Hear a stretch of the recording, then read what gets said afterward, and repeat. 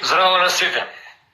19:30 часот, време е за четвртата епизода од серијалот Live на Макспорт по интервјуто со одбојкарот Никола Ѓоргиев, по двата интервјуа на мојот колега Благоја со ракометните голмани Марко Кизич и Борко Ристовски. Вечерва се селиме на најважната споредна работа на светот, на фудбалот. Наш вечерашен гостин ќе биде напаѓач, корпулентен, напаѓач во турската лига, слободно можам да кажам најквалитетниот напаѓач на турската лига, штраф кој недостасува во македонската репрезентација, за тоа како се одвиваше, како започна неговата кариера, каде изби пожарот во репрезентацијата, зошто замина, дали постои можност да се врати, ќе дознаеме во мојот вечерашен разговор со Адис Јаховиќ, кој го очекувам во секој момент за да можам да го вклучам.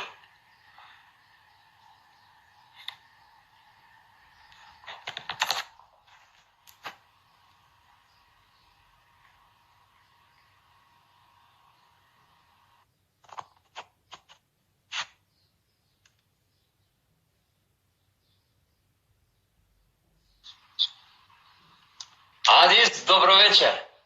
Добро вечер до тебе и до сите гледалци на Макспорт. Благодарам што ја прифати поканата да бидеш наш гост во ова наше импровизирано студио. Благодарам и на вас исто. Со оглед на ситуацијата во која се наоѓаме и нашиот вечершен разговор со тебе ќе го започнеме на ист начин, а тоа е како моменталната состојба влијае на спортистите, поточно на тебе и на твојот тим во Турција. Сезоната ја започна во Јени Малтаспор, почна одлично, се пресели во Анталија Спор, следуваше деби со гол, повреда, се врати, па недолго после тоа беше прекината сезоната. Како успеваш да се одржуваш во фудбалска смисла во ова време? Да, малце многу е, мислам, комплицирана работава, многу е озбилна работава со ова коронавирусот што испадна во целиот свет. Така и тука во Турција едноставно е многу тешко да некако да прифатиме во нашите глави, некако уште не сме чисти дали ќе се игра сезоната или не. Кај нас тука се реши дека ќе се играт на 12 јуни, ама сега во последниве денови тоа излезе во јавноста дека исто така некои 2-3 играчи од Бешикташ и некои работници кои работат таму се исто заразени со коронавирус. Така да и во Ерзурум 23 играчи, во Касимпаш има уште, мислам, 2-3 играчи, така да не се знае точно дали ќе почне сезоната. Излегува во јавност од Федерацијата, од Турската федерација дека ќе се игра, но мислам дека ќе има уште еден состанок овие денови и ќе решат точно до кога ќе се игра. Така да за нас е многу тешко. Играчите кои, мислам, ние почнавме со тренинзи овдека во Регнум хотелот, што е, значи, од нашиот претседател од клубот и негов е хотелот, така да имаме добри услови за работа, добар живот, да кажам искрено. Така да сега тука сме сите заедно, направивме тест дека сме сите негативни и почнуваме, мислам, тренираме веќе 10 дена со напорни тренинзи. 2 месеци беа многу тешки, дома никаде не излегуваме. Мислам, овдека во овој хотел има доста услови за нас кои сме, значи, во хотелот и многу ни е полесно, а за овие кои се дома и установи, што ја знам, многу е тешко. Но таков е сега животот, таков е периодот, мораме да истрпиме. Се надевам дека што побрзо ќе заврши ова со вирусов и дека ќе продолжиме понатаму со нормален живот. Така, на Анталија Спор и на актуелната сезона ќе се вратиме, а сега ќе те вратам тебе 15-16 години наназад во адресот на Ѓорче Петров, 17 годишниот Адис Јаховиќ. Какви спомени навраќа тоа време? Па да, во тоа време порасна во тој клуб, тоа е мој матичен клуб во Македонија Ѓорче Петров, така да шо кога наполнив 17,5 години, така 18, беше тренер Радмил Иванчевиќ во Македонија Ѓорче Петров и мислам дека беше тогаш Нико по обезбедување газдата. Рекоа дека од младинскиот погон само 2 играчи треба да подпишеме и мислам дека уште 1-3, така да рекоа мене, Дарко Јованов тогаш беше во тоа времето и Бахтија Рокловиќ. Нас тројца не подпишаа као професионални играчи. И тогаш ме позајмија во Зрими, 6 месеци бев позајмен во Металург, 6 месеци подоцна се промени тренерот, значи си замина Радмило, дојде Стратев, едноставно не ме виде во неговиот план и се замина во Босна и Херцеговина.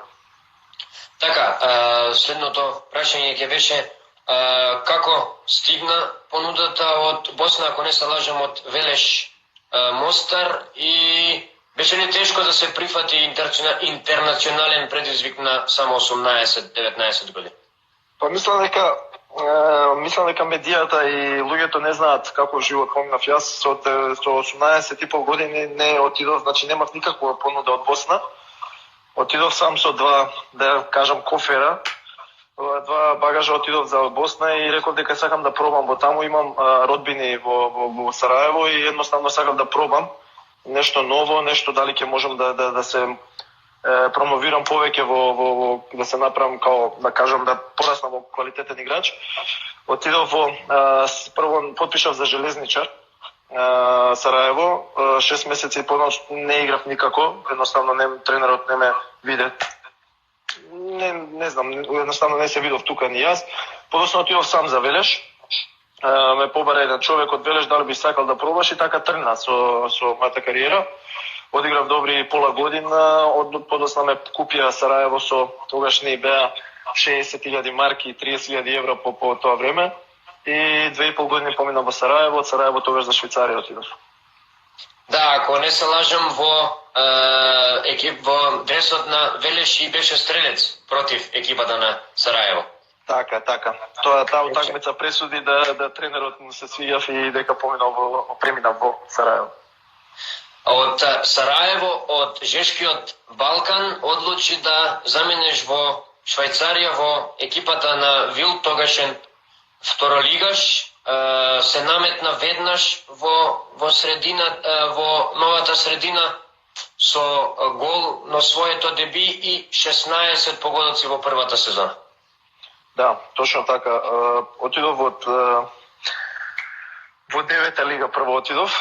Мислам не беше 9-та, ама кажам 6-та лига беше во Швајцарија, каде што тренирав и бев решен да подпишам за тој клуб и да работам, да кажам, за швајцарски, значи во Швајцарија да направам документи, да би продолжил со животот.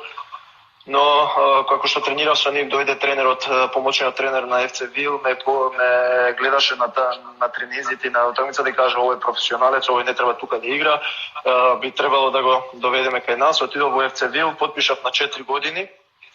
И така почна кариерата на врво да оди, со тоа што направив една добра сезона од 16 погодоци, отидов за ФЦ Цирих, направив трансфер. Бев во година дена во ФЦ Цирих и тогаш добив прв пат позив за репрезентацијата на Македонија.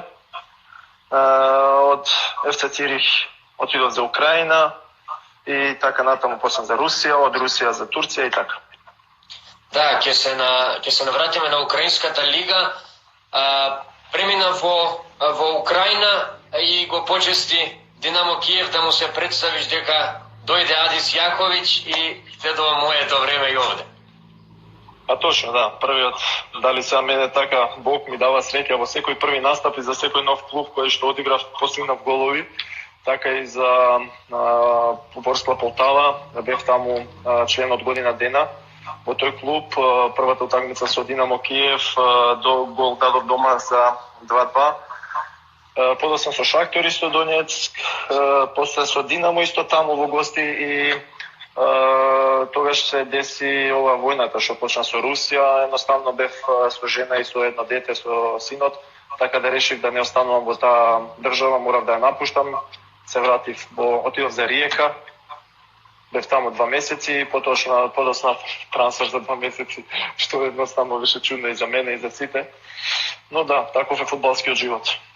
Тоа сакав да те прашам, како Риека да беше авионска чекална пред твојот лет за Русија. Имаше одлични 2 месеци, неколку погодоци во подготвителниот дел, неколку погодоци во Еврокуповите. Почна сезоната како да не се пронајде таму, тоест или како да дојде подобра понуда од Русија? Па, едноставно подпишам на 3 години во Риека. Значи почна сезоната, почна Европа, квалификации на Европа. Одиграв добри надпревари, дадов неколку голови, така да со тоа дојде Русија во понуда од Русија и едноставно не беше одбивна, затоа што таму беше, ајде да кажам, годишната заработка од Риека и таму беа 50% повеќе и не се одбиваше таа понуда. Така да реков, мене секако, ајде да кажам, Украина ми одговараше се и мислев, ајде сега повеќе во Русија и финансиска, нели ние фудбалерите, нели го сакаме овој спорт, ама секако играме за финансии. Така да подпишав на 3 години во Крилја Советов Самара. Со мојот менаџер тогаш почнав да се соработувам со од Здравко Мамич, синот што е Марио Мамич од Динамо Загреб, и со Срџан Јеремич од Србија, така да со нив почнав да се работувам и така да ме однесува во Русија. Подпишав на 3 години, подоцна дознав дека они веќе ме имаа на листата на паѓачи, така да бев втор на листата на паѓачи, која ја им кажав зашто не ме го откупивте кога бев слободен, зашто не ме земавте дека бев Украина, но они викаа дека прво разговарале со некој бразилец, но не испадна со нив добар договор и така да испадна на мене. Да, и одличен потек и за тебе, одличен потек и за Самара, 12 погодоци, најзаслужен за промоцијата во првата руска лига. Точно така. Меѓутоа, како во втората сезона и на почетокот на третата да се сменија некои работи во тимот, почне да добиваш помала минутажа и веројатно... Во Крилја Советов. Да.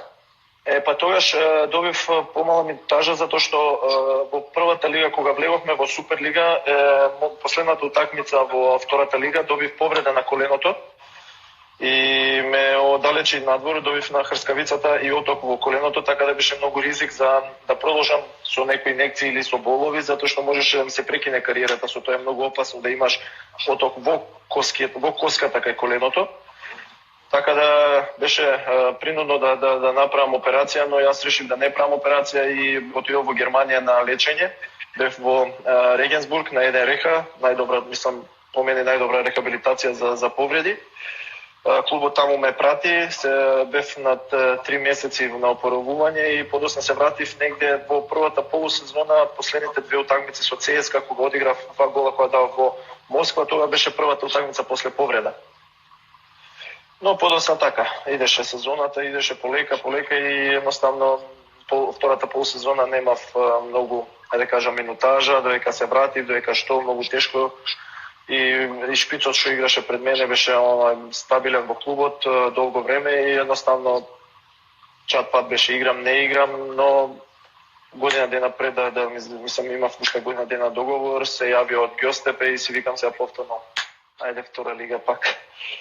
Но тоа е, таков е. Втора лига, меѓутоа излезе дека тоа е всушност најдобриот трансфер во твојата кариера. Сезона со ништата не постоеше надпревар во кој Адис Јаховиќ не постигнуваше погодок. 22 погодоци. Да, точно така. Отидов, едноставно прво се двоумев дали да се вратам, да одам во втора лига, затоа што веќе во првата дојдов во Русија во втора лига за да се борам за прва, влеговме и сега си викам прва лига цело време, пак да се враќаме една степеница назад, но си реков на себе секогаш некогаш не never give up, значи никогаш не давам, не се предавам, давам секогаш максимум. И реков да ќе одам таму, затоа што и плюс добив на 2 години договор плюс, значи вамо имав, на година дена плюс, вамо имав уште година од Русија, вамо добив на 2 и си реков зашто да не гаранти секогаш во животот и премина во Гјостепе, да, во втората лига. Убава сезона, влеговме во Суперлига, во финалето, нели, гол постигнав во 95-та минута за влез, пенали, продолжно бевме срекни, влеговме во Суперлига. И така, тогаш во Суперлига почнавме и бајката продолжи и во првата лига, бидејќи постигна 14 погодоци за твојата полусезона таму пред да се преселиш во Конјаспор. Може ли да те прашам од ова перспектива зошто се одлучи за трансфер во Конјаспор со оглед на формата во која се наоѓаш? Па, добро, се најжив кога зборувам о тие работи, затоа што толку многу ме додирна таа ситуација во животот. Стварно бевме многу среќни и јас и мојата фамилија во Измир. Јас го сакам тој град, тој клуб. По тоа време едноставно имав пред да почне Суперлига сезоната, јас побарав од претседателот да потпишам нов договор, но он не сакаше да потпишеме нов договор, сакаше да види дали сум Суперлига играч или не. Во Турција е малце тешко тие работи кога играш во втората лига, многу е потешко да те земат екипите од првата лига, се ако си некој млад, премлад па преталентован. Побрав нов договор, не го добив, така да почнав Суперлига полусезоната, дало што давав голови 14 голови со 4 асистенции, тогаш се јави и поголемите клубови како Галата и Бешикташ. Тогаш претседателот сакаше да потпишеме нов договор, јас барав подоцна нормално финансии поголеми него што побарав пред 6 месеци и не сакаше да прифати, договорот траеше и така да последниот пат ја им реков, окей, ја ќе дојдам до некој лимит, али морам затоа што сите играчи примаат повеќе плата од мене и јас немав немам некоја идеја да потпишам за помалце пари. Дојде Конјаспор, се јави, значи од тоа барањето што јас го барав таму, добив дупло од Конјаспор, затоа што они тогаш се бореа за лигата да останат. Нели игра Европа во групните фази и има лига сезона. Јас имав 3 понуди од Сивас, Аланија и Конја, беа на конкретни понуди за потпишување на нов договор. Од овие поголемите екипи, они беа као интерес имаме голем, но ништо не беше 100%. Така да Конја рече, во 3 сати се завршивме, се договоривме со трансфер фри, они платија 1,5 милион евра за трансфер фри, јас потпишав таму на 3 години, така да 2+1, така да тогаш во тој момент преминав во Конја. Имаше добро продолжување на сезоната, постигна 5 погодоци за Конјаспор, за вкупно 19 во таа сезона, беше на самиот врв на лигата, некако најдобар средец, бидејќи беше Гомис, меѓутоа беше трет, ако не се лажам. Да, точно. Следната сезона, како да повторно дојде тоа да ја бараш својата минутажа, како повторно да се јавија проблеми со новата средина, што се случи? Па, во таа сезона, кога преминав од Ѓостепе во Конја, дојде нели Самуел Ето после мене една недела. Едноставно немав некоја многу минутажа секогаш он играше во првите 11. Така да јас легував од клупата секогаш. Мислам 2 утакмици дека почнав од почеток, мислам така беа 2 утакмици 3. И од клупата да забиеш 5 голови исто доволно. Така да во новата сезона тренерот кој што стварно мене ми се свиѓаше, ја на него Сергеј Јалчин, легендата на Турција. Тој беше тренер во тој момент.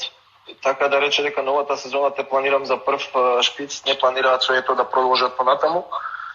Но се промени во претседателството, претседателот се промени и управата во Конја едноставно го променија и Серген, доведувам дека е нов тренер. Секој тренер си има некој свој систем, своја тактика, но мене тој систем не ми одговараше, едноставно многу на одбрана се играше, со многу трчање и сега во контратак да идеш многу, така да немавме такви. Мислам, трчаш на утакмица, трчам негде околу 11 км, 11,5 км, но кога ќе дојдеш еден на голман, нема таа концентрација, нема таа енергија која може да се заврши, но ете така не се снајдов многу во со новиот тренер и Серген помина во другиот клуб, во Малатија Спорт. се промени, едноставно дојде понуда после година дена од него, дали би сакал да почнеме повторно да сработуваме и така да решив да се префрлам кај него во Малатијаспор. Да, за напаѓач велат колку помалку трчи, толку повеќе погодоци ќе постигне. Да, точно. Мислам, се тоа до играчот, како не сам секој си имаат различни перформанси на играч. Јас, например, сум тој кој трча, значи шпринта, се бори горе и завршува. Единоставно тоа е. Мислам, ми треба топки. Сега се зависи од играчите. Ако имаш, као што е и храната, ако имаш храна, јадеш. Ако немаш храна, не можеш да јадеш. Такви сме ние шпицевите. Така да, во тој момент, ете, како што кажав, се префрли во Малатијаспор кај Серген. Неговиот систем на игра многу ми се допаѓа, затоа што игра нападачки и многу центар шути, а тоа на мене многу ми одговара. 11 погодоци се доволен доказ за тоа. Да, точно така. Со 11 во 3 во Европа, почнавме игравме во Европа, поминавме Љубљана, тогаш и Партизан дојде, таму изгубивме 3-1, дома 1-0 победивме само, испаднавме од Европа, но таков е животот, таков е фудбалот, топката е округла. И беше стрелец на надпреварот против Партизан, за жал пирова победа на крајот. Сега си во Анталијаспор, нова средина. Немаше многу време да се адаптираш, бидејќи, како што спомнав, следуваше и повреда, пауза од 4 недели, месец дена. Да. Какви се твоите очекувања од новиот спорт кога ситуацијата ќе се врати во нормал? Мислам дека, ако не се лажам, дека доста животот во целиот свет ќе се врати наназад, ајде да кажам 5 години, 10 години, така ќе биде, пошто и финансискиот делка и луѓето кои работат, нели, дома седат, не примаат плати, може и помалце плата и така натаму. Така и кај нас фудбалерите исто. Мислам дека фудбалот, доколку ФИФА, УЕФА нема да се појави да помогнат повторно да кажат окей, сега заради оваа ситуација ние ќе исплатиме некои пари на федерациите, мислам на државите, за да малце може да се нормално да продолжи во истиот ритам, но доколку не биде така, овие помалите екипи мислам дека ќе банкротираат и дека ќе имаат проблем со парите. Еве така и во Турција мислам дека се дешава таа ситуација, затоа што ние сме клубовите кои зависат од Беин Спорт, кои го преносат сезоната, спонзорите кои даваат нормално во клубовите исто така немаат работа, нели сега со ова коронавирусот, така да мислам дека доста клубови во финансискиот дел многу ќе пропаднат и дека фудбалот ќе пропадне малце, затоа што и играчите нормално нема да примаат плати и ќе имаат проблем со тоа. Фала Богу, овдека во Анталија тоа немаме таков проблем. Нашиот председател е богат човек. Океј, затвори. Извини се, керкам. Во Анталија немаме тој проблем. Клубот наш е многу стабилен, имаат најдобри услови, стварно, мислам овдека во Римон хотелот имаме добри услови за тренинзи и нашиот камп кај што тренираме, така да стварно не верувам дека многу клубови имаат такви услови како што е Анталијаспор.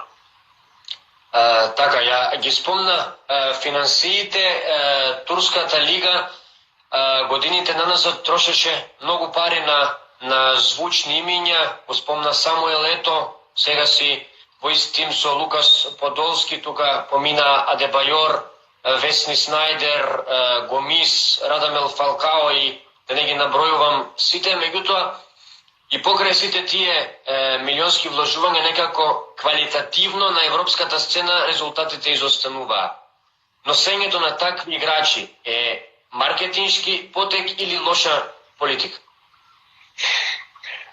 Па не знам, јас некоја имам филозофија во својата глава, мислам дека едноставно овие поголемиве клубови во Турција е многу тешко да се игра фудбал. Не е толку лесен како што се замислуваат сите дека Турција е многу слаба лига. Она не е толку слаба колку има многу притисок. Така да во овие поголемиве клубови мислам дека големите грешки нивни се затоа што донесуваат големи имиња и им плаќаат многу пари, а немаат никаков резултат од нив. Сега порано, пред, ајде кажам, 5-10 години беа поголемиве екипи, како што се Фенербахче, Трабзон, Галата и Бешикташ, они секогаш беа во врвот на табелата. Нели си, затоа што овие помалите екипи нема многу јаки играчи.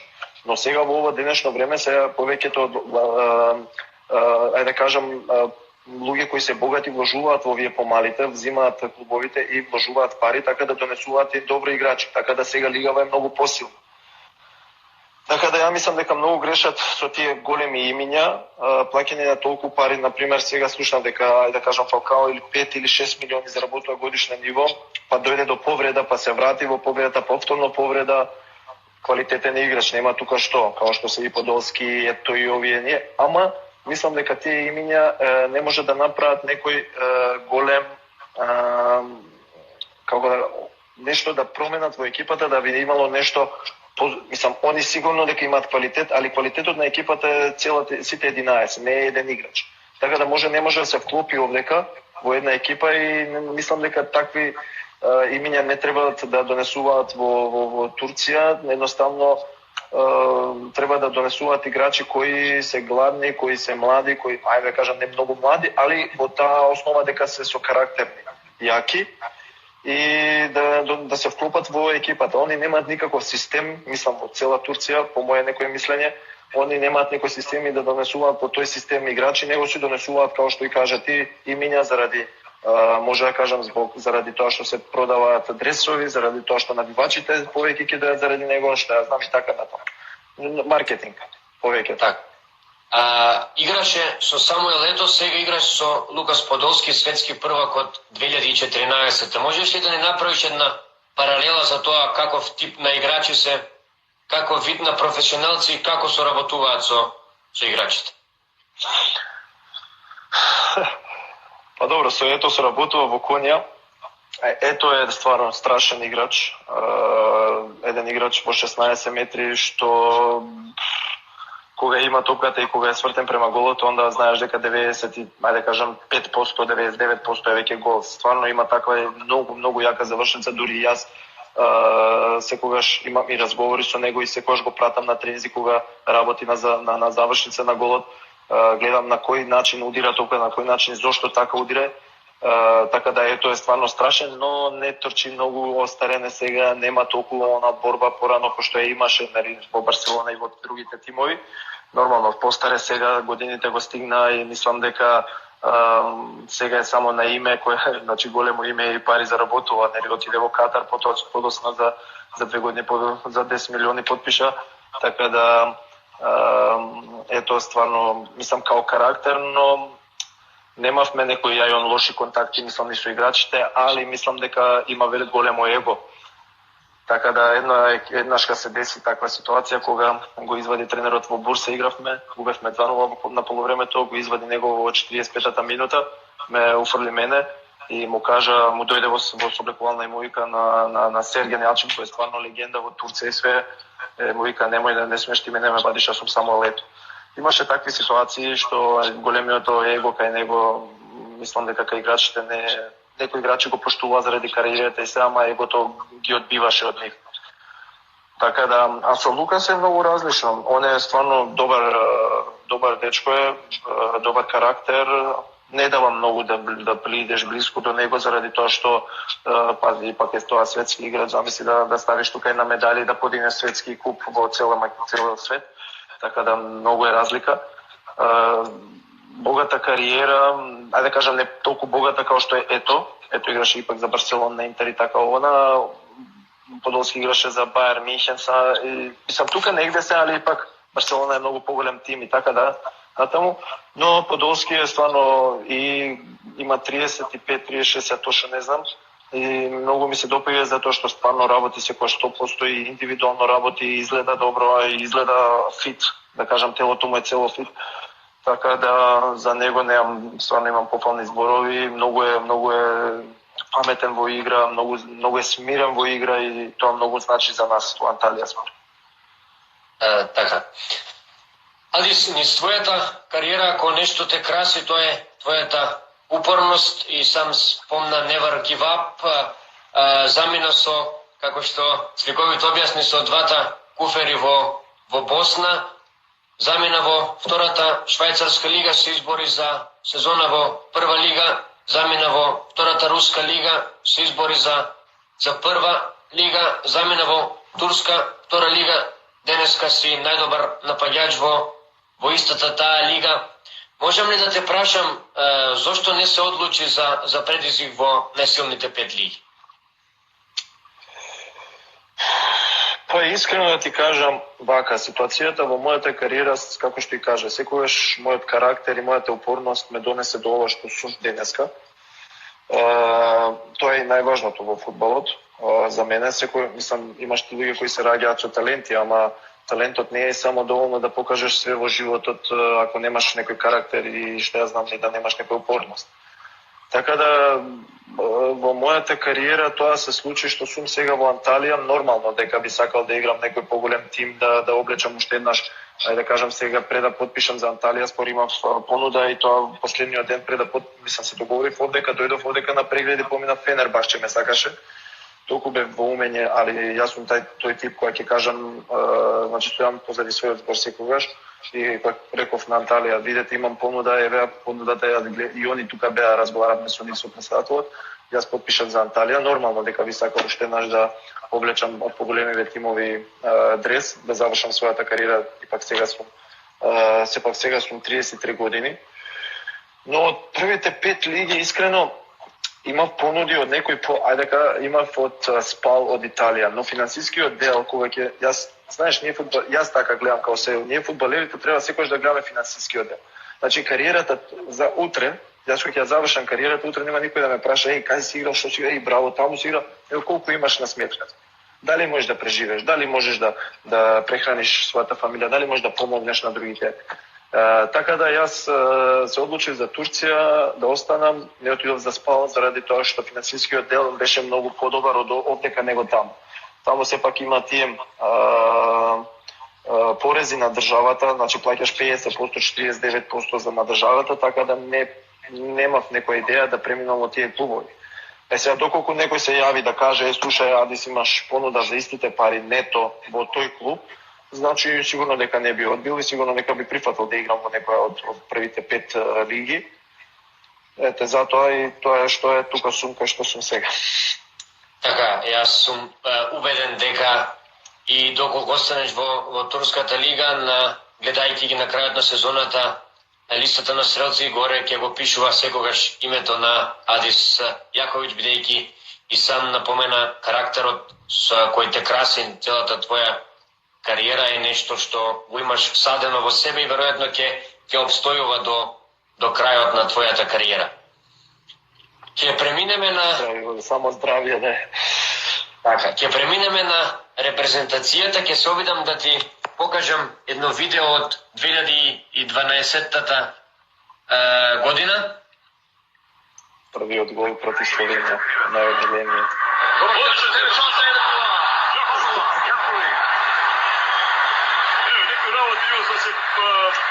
Да се туа, одличен центаршот на Украина и тука апсолутно.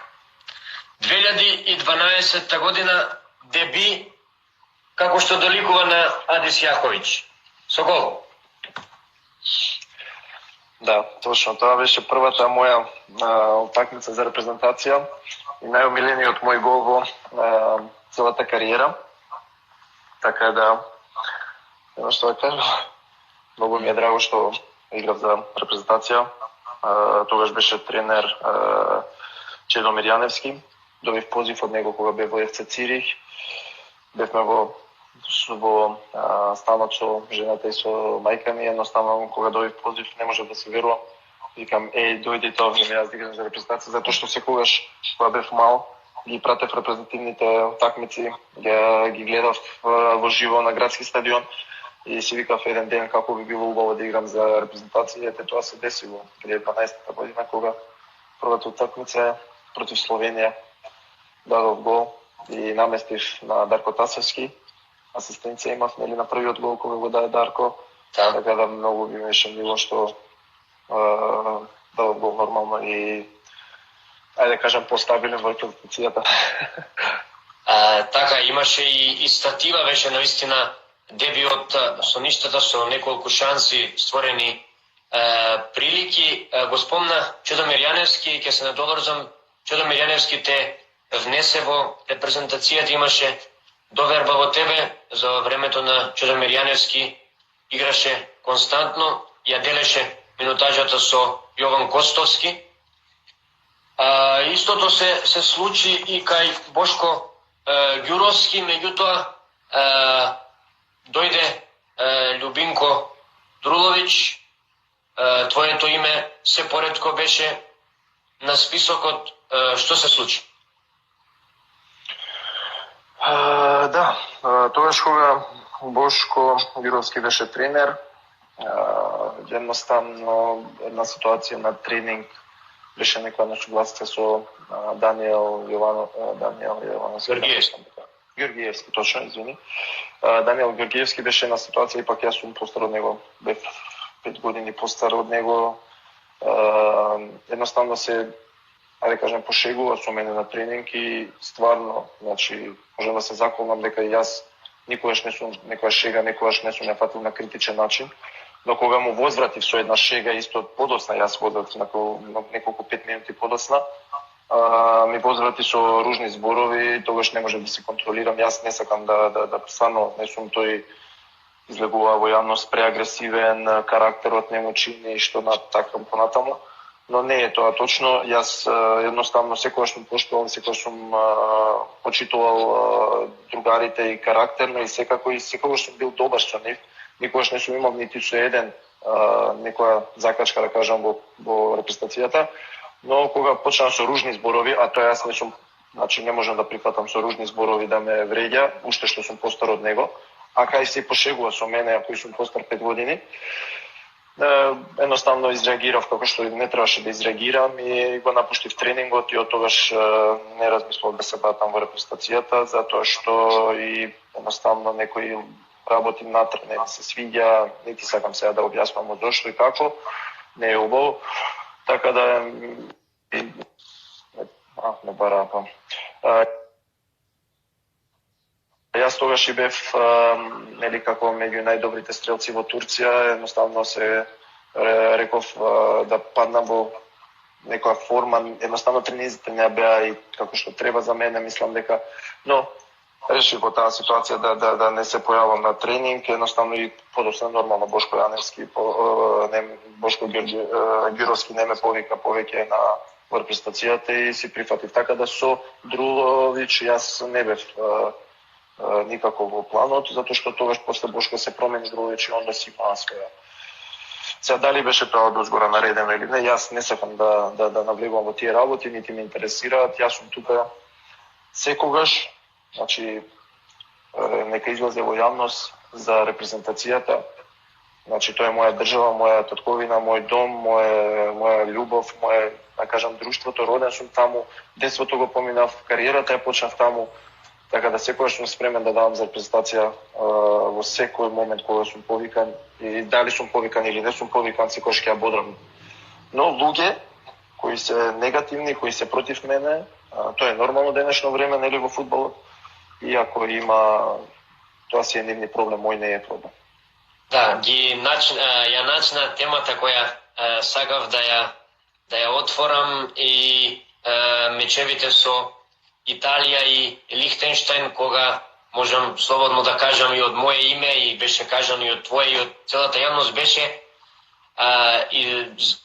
буквално закован на клупата, дојде како наш најквалитетен напаѓач во врвна форма, подоцна и ти реагираше дека играч кој ќе постигне 30 голови во една сезона, ако ништо повеќе заслужува минутажа во репрезентацијата.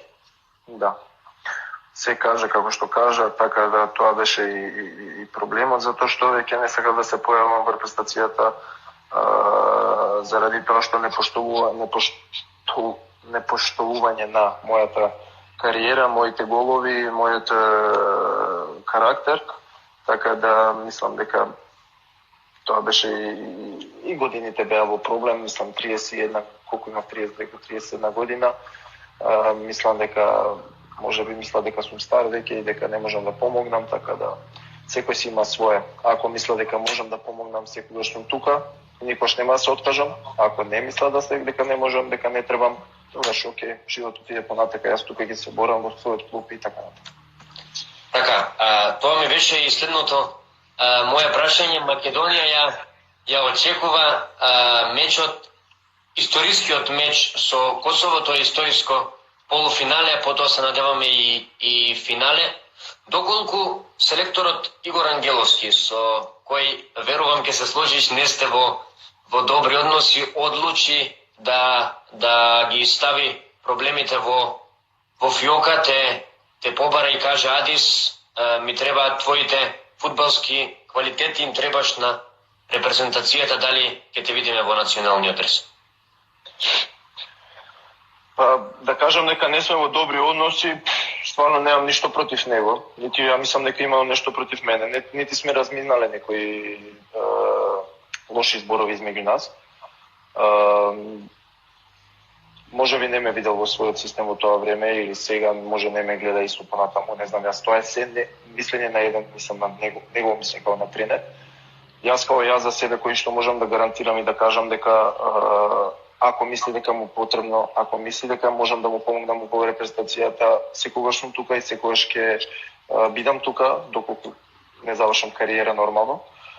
Така да, ако знам дека играме сега против Косово и тоа, да кажам, полуфинале за нас и финале има меѓу Грузија, нели, во полуфинале Грузија и Белорусија. Така да овие две утакмици нели се многу важни за нас, историско време во фудбалот Македонија да се квалифицира веќе на едно европско првенство. Јас, ако ме повика да му помогнам во тие мечеви, значи во тие утакмици, јас сум секогаш спремен.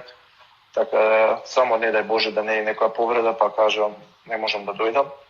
Али ако има некој позив од репрезентацијата, позив од селекторот, секогаш ќе бидам тука за да помогнам и да давам максимум, затоа што тие играчи кои се повикани во репрезентацијата се мои другари и секогаш ќе бидам со нив до крајот, доека не умрам, ако можам така да кажам, за фудбалот, за нив, и така ќе биде понатака. Доколку биде некој позив, доколку мисла дека им требам во тие утакмици, ќе нормално да ги се поди. Немој да мисла дека сега јас мислам да не испадне сега, еве го сега дојдовме до овие утакмици са Косово и ова без него и сега еве Адис ќе доаѓа сега за да би направил нешто што ја знам. Значи, како што кажав, ако мисла дека треба, ќе дојдам. А ако не мислат, им посакувам се најубаво и среќно на утакмиците и дај Боже да помина, стварно би сакал и без мене и со мене, затоа што и ќе можам да кажаме да се гордеам со тоа, да кажам сите и Македонија исто на европско, како што вие мислите, тоа не е само мала земја, толку што ние мислите така. Тоа е моје мислење. Така, Адис, ќе го привршуваме разговорот при крај. За крај ќе ти прочитам неколку прашања од нашите читатели, па на тебе оставам да одговориш. Може. Рарон Мемети, кој ти бил од секогаш омилен фудбалер? Кој е твој омилен фудбалер? Мој омилен фудбалер е Ибрахимович. Значи, јас него го сакам заради тоа што понекогаш има некои изјави кои не ми се свија, тоа се споредува со Господ, со Бог и тие такви работи јас не сакам, но као карактерно, као на терен како покажува и каков играч е, мислам дека тоа е за мене најдобар играч. Јас, мој, да кажам, стил играч кој што го сакам и Ибрахимович е за мене идол. Така. Марче 55, ако би можел да ја менуваш твојата фудбалска кариера со кариерата на друг, кој би бил тоа? Убаво прашање. Марче вака, ако би сменувал, би се менувал со Ибрахимович, кој што и кажав. Со него би се... Сите мислат дека сега ќе кажам со Роналдо, или со Меси, или со овие што се. Но не, јас со Ибрахимович би се променил, со неговата кариера би сакал да видам. Но од друга страна, искрено и задоволен со својата кариера и би останал ипак што викаат на земја и би сакал, баш сум задоволен со својата кариера и така да... И едно и друго, би сакал да се променам со Ибрахимович, и би сакал да останам со својата задоволеност. Се гордам со својата кариера. Така, Кирил 20005, каде ја гледаш македонската фудбалска репрезентација за 5 години? Во иднината, така? Да. Па добро, за 5 години мене може нема да ме биде веќе. А и сега ме нема. Се шалам. Искрено, многу ми се допаѓа репрезентацијата со млади играчи и искусни играчи. Така да ги гледам, се надевам и здрави да изслужи, само да покажат што повеќе да се развијат во поголеми играчи и мислам дека во 5 години следните гарантирам дека ако така продолжат да работат и да направат, да имаат таков добар карактер и таква упорност, дека ќе завршат негде на некое европско првенство или светско првенство. Колев Илија, што попрво би одбрал? Една сезона со 40 плюс погодоци во најсилните лиги или би се задржал на твојата моментална со секоја сезона повеќе од 10 голови? Многу интересантно. Па добро, еднаш ако даеш 40 и повеќе голови, тогаш финансискиот дел е сигурно дека е појак. Но вака ако држиш на едно ниво, така да финансискиот дел ти е на едно ниво. Мислам дека би се задржал ипак на ова моево 10-15, 10-15, 10-15, 20, понекогаш ќе стигна 3 години, 19. Па ипак вака би останал во ово. Секоја година е подобро 10-15, него една година 40, а подоцна ништо. Така, Дамјан Крстовски, што мисли за надпреварот Македонија-Косово? Македонија-Косово. Па мислам дека ако вака како што игравме во квалификациите на некои такмици, ми се многу допаѓа репрезентацијата наша, играчите како игра. Искрено Косово стварно има добра репрезентација, да не се лажеме. Имаат квалитетни играчи кои играат у добри екипи. Но мислам дека дома, ако направиме првата, сега не знам дали се игра дома или во гости. Првата е дома, меѓутоа јас мислам дека тоа е систем на еден надпревар. Да, али ако биде дома првата утакмица, дека ако направиме еден добар резултат дома без примен гол, дека ќе поминеме понатака. И мислам дека имаме големи шанси, доколку Грузија има исто добра екипа, но не се некои силни, ние можеме да се носиме со тие репрезентации, така да имаме големи шанси. Адис, тоа би било, тоа ќе ти се заблагодарам уште еднаш за прифаќањето на твојата покана. Најпрвин ќе ти посакам да те служи здравието, а убеден сум дека бум Адис, но парти ќе слушаме уште барем 5-6 сезони. Здравје Боже, само Господ на сите здравје да не даде, тоа е најбитно, дека и ова малце тежок период. Само здравје да не служи сите и мене, исто така да се надевам дека ќе продолжиме така да работам, да постигнам погодоци што повеќе и сепак се гордеам што сум од Македонија, да кажам еве македонец по нашем хара по Турција. Така да благодарам и на вас за ова интервју, на гледалците. Еве овдека многу турци ми напишаа на турски јазик да разговарам, да зборувам на турски јазик, но сега ова ипак сепак интервју е на македонски. И поздравам сите највачи, чок селам herkes Туркиједа инсанлар. Така да се најубаво и се слушаме во некоја следна прилика. Така ги видов и дома го вида и Ричард Доналд, па поздрав и Данил. Да, драги, секогаш е тука позади. Добар, многу добар дечко и ми чисто. Така, Адис, до слушање и многу успех. Благодарам, се најубаво, поздрав.